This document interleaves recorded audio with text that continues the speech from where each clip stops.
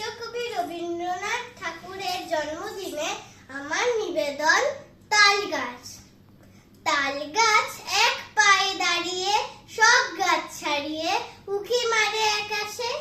মনে সাত কালো মেঘ ফুরে যায়, একেবারে উড়ে যায়, কোথা পাবে পাখা সে। তাই তো সে ঠিক তার মাথাতে গোল গোল পাতাতে ইচ্ছাটি মেলে তার। মনে মনে ভাবে বুঝি ডানা এই উড়ে যেতে মানা নেই, বাসাখানি ফেলে তার। সারাদিন ঝড় ঝড় থর থর কাঁপে পাতা পত্তর, ওরে যেন ভাবেও।